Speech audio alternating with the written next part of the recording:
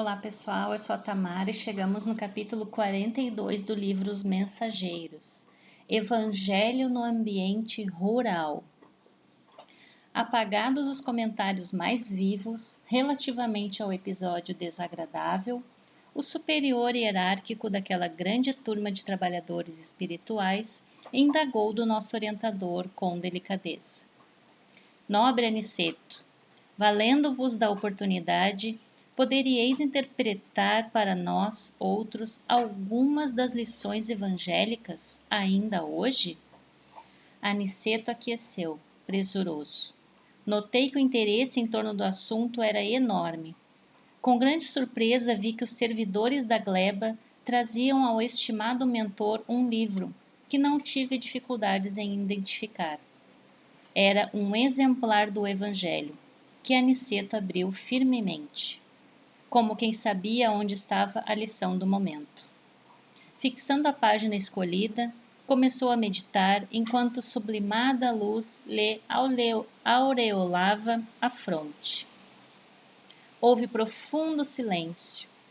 Todos os colaboradores demonstravam grande interesse pela palavra que se fazia. Tudo era de aspecto imponente e calmo na natureza.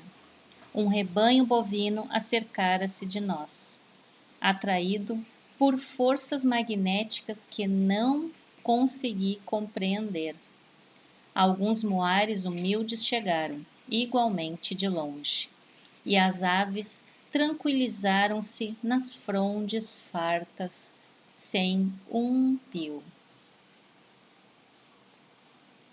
A única voz que toava, leve e branda, era do vento, sussurrando harmonia e frescura. A paisagem não podia ser mais bela, vestida em ouro líquido do poente.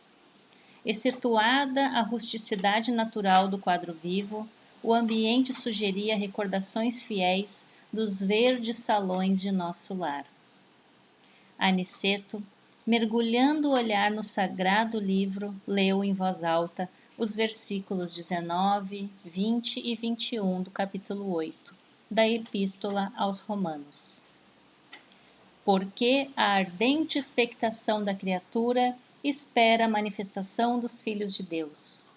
Porque a criação ficou sujeita à vaidade, não por sua vontade, mas por causa do que a sujeitou, na esperança de que também a mesma criatura será libertada da servidão da corrupção, para a liberdade da glória dos filhos de Deus. Em seguida, refletiu alguns instantes e comentou com evidente inspiração: Irmãos, recebamos a bênção do campo, louvando o amor e a sabedoria de nosso Pai. Exaltemos o soberano Espírito de vida que sopra em nós a força eterna da incessante renovação. Como podemos ver ali na imagem, estão todos assistindo a preleção, a conversa de Aniceto sobre o que ele leu da mensagem. E a mensagem fala da vaidade, que somos escravos dos vícios morais e estamos sempre à espera de um sinal. E isso denota vaidade, porque se eu não tiver sinal, então eu não vou me mexer. Então eu preciso ter um sinal, eu preciso ter uma prova para me mobilizar a fazer alguma coisa. E ele sugere: agradecemos, força para renovar, busquemos essa força para renovar. E ele continua: ponderemos a palavra do apóstolo da gentilidade para extrair-lhe o conteúdo divino. Há milênios a natureza espera a compreensão dos homens. Não se tem alimentado tão somente de esperança, mas vive em ardente expectação, aguardando o entendimento e o auxílio dos espíritos encarnados na terra, mais propriamente considerados filhos de Deus. Entretanto, as forças naturais continuam sofrendo a opressão de todas as vaidades humanas. Isto, porém, ocorre, meus amigos, porque também o Senhor tem esperança na libertação dos seres escravizados na crosta. para que se verifique igualmente a liberdade na glória do homem. Conheço-vos de perto os sacrifícios, abnegados trabalhadores espirituais do solo terrestre. Muitos de vós aqui permaneceis, como em múltiplas regiões do planeta, ajudando a companheiros encarnados, acorrentados às ilusões da ganância de ordem material. Quantas vezes vosso auxílio é convertido em baixas explorações no campo dos negócios terrestres? A maioria dos cultivadores da terra tudo exige sem nada oferecer. Esse discurso, essa conversa do Aniceto, ela vem de encontro ao capítulo anterior do episódio do senhor da fazenda que esbravejou, botou para fora sua raiva no burrinho e o burrinho acabou machucando ele. Vem de encontro e os trabalhadores, os elementais que estavam ali se assustaram com aquilo. Não era uma coisa que era para acontecer, mas ficaram perplexos com o que aconteceu. E essa palestra vem de encontro a acalmar os ânimos dos que viram o episódio. Então aqui ele está dizendo, né, que a natureza espera o homem. Deus espera o homem. Reconhecimento dos trabalhadores espirituais. Nosso vício moral de novo, o egoísmo, a ganância, que não existe troca, existe interesse. E ele continua a sua palestra. Enquanto zelais cuidadosamente pela manutenção das bases da vida, está falando para os trabalhadores espirituais, tendes visto a civilização funcionando qual vigorosa máquina de triturar, convertendo-se os homens, nossos irmãos, em pequenos moloques de pão, carne e vinho, absolutamente mergulhados na viciação dos sentimentos e nos excessos da alimentação, despreocupados do imenso débito para com a natureza amorável e generosa. Eles oprimem as criaturas inferiores, ferem as forças benfeitoras da vida, são ingratos para com as fontes do bem, atendem às indústrias ruralistas, mais pela vaidade e ambição de ganhar que lhes são próprias que pelo espírito de amor e utilidade. Mas também não passam de infelizes servos das paixões desvairadas. Traçam programas de riqueza mentirosa que lhes constituem a ruína. Escrevem tratados de política econômica que redundam em guerra destruidora. Desenvolvem o comércio do ganho e indébito, colhendo as complicações internacionais que dão curso à miséria. Dominam os mais fracos e os exploram, acordando, porém, mais tarde, entre os monstros do ódio. Aniceto está fazendo ali um panorama, um raio-x dos seres humanos, de nós, de tudo o que nós fazemos com a natureza, a nossa falta de gratidão, os nossos vícios morais, de novo, vícios dos sentimentos, excessos da alimentação, o nosso imenso débito com a natureza, que está sempre ali, amorável e generosa, está sempre disposta, está sempre à nossa volta. Eles oprimem as criaturas inferiores, ou seja, os burrinhos, vaca, boi, os animais que estão ali em parceria, né, para todos evoluírem, infelizes servos das paixões desvairadas. E ele continua. É para eles, nossos semelhantes encarnados na crosta, que devemos voltar igualmente os olhos, com espírito de tolerância e fraternidade. Ajudemo-los ainda, agora e sempre. Não esqueçamos que o Senhor está esperando pelo futuro deles. Escutemos os gemidos da criação, pedindo a luz do raciocínio humano. Mas não olvidemos também a lágrima desses escravos da corrupção. em cujas fileiras permanecíamos até ontem. Nós, no caso, esses trabalhadores, também já tiveram seus momentos, né, na ignorância, no orgulho, auxiliando-os a despertar a consciência divina para a vida eterna. Ainda que rodeiem o campo de vaidades e insolências, auxiliemo-los ainda. O Senhor reserva acréscimos sublimes de valores evolutivos aos seres sacrificados. Não olvidará ele a árvore útil, o animal exterminado, o ser humilde que se consumiu em benefício de outro ser. Cooperemos por nossa vez no despertar dos homens, nossos irmãos, relativamente ao nosso débito para com a natureza maternal.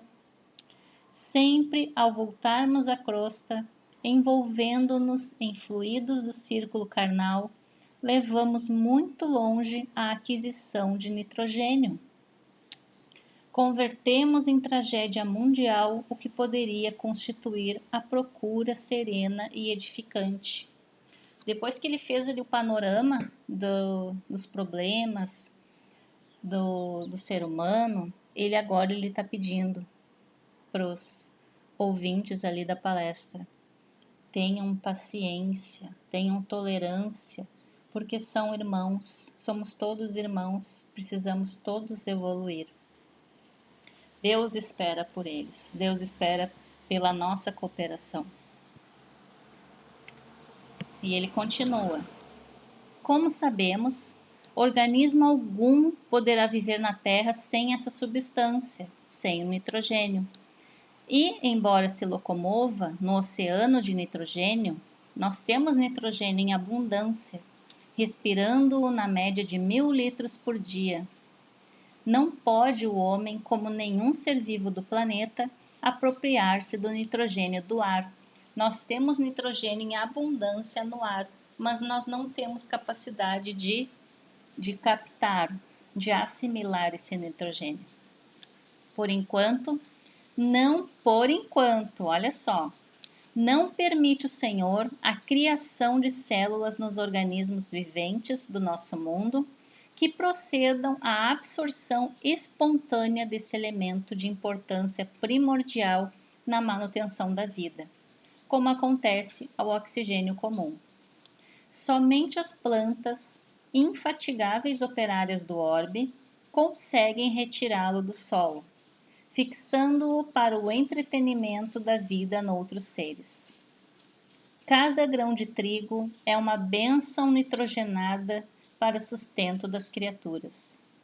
Cada fruto da terra é uma bolsa de açúcar e albumina, repleta de nitrogênio indispensável ao equilíbrio orgânico dos seres vivos. Então, nós precisamos nos alimentar das plantas.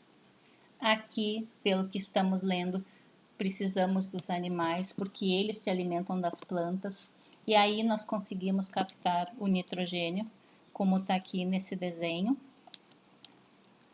Todas as indústrias agropecuárias não representam, na essência, senão a procura organizada e metódica do precioso elemento da vida. Se o homem conseguisse fixar 10 gramas, aproximadamente, dos 1000 litros de nitrogênio que respira diariamente, a crosta estaria transformada no paraíso verdadeiramente espiritual. Mas, se muito nos dá o Senhor, é razoável que exija a colaboração do nosso esforço na construção da nossa própria felicidade. Lembrando que o nitrogênio, ele está lá no nosso DNA, tem bases nitrogenadas no nosso DNA, então a gente precisa do nitrogênio. Claro que nós sabemos que tem muitas pessoas que hoje não se alimentam de carne e que fazem a suplementação. Não vamos entrar nos detalhes dessa questão, cada um tem seu ponto de vista e nós respeitamos todos. Estamos apenas estudando o livro Os Mensageiros. Mesmo em nosso lar, ainda estamos distante da grande conquista do alimento espontâneo pelas forças atmosféricas, em caráter absoluto. E o homem, meus amigos, transforma a procura de nitrogênio em movimento de paixões desvairadas, ferindo e sendo ferido, ofendendo e sendo ofendido, escravizando e tornando-se cativo, segregado em densas trevas. Ajudemo-lo a compreender, para que se organize uma era nova.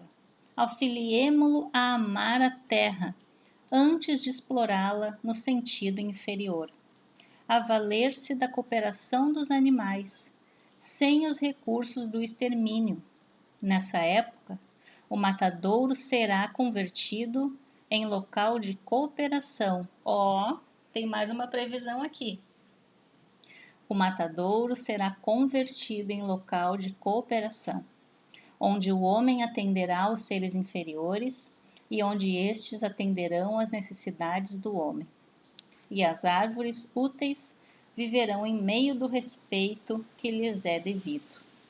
Nesse tempo sublime, a indústria glorificará o bem, e sentindo-nos o entendimento, a boa vontade e a veneração às leis divinas, permitir-nos-á o Senhor, pelo menos em parte, a solução do problema técnico de fixação do nitrogênio da natureza. Eu acho que esse capítulo está sendo, assim, profético. Ensinemos aos nossos irmãos que a vida não é um roubo incessante, em que a planta lesa o solo, o animal extermina a planta e o homem assassina o animal, mas um movimento de permuta divina, de cooperação generosa, que nunca perturbaremos sem grave dano à própria condição de criaturas responsáveis e evolutivas. Não condenemos, auxiliemos sempre.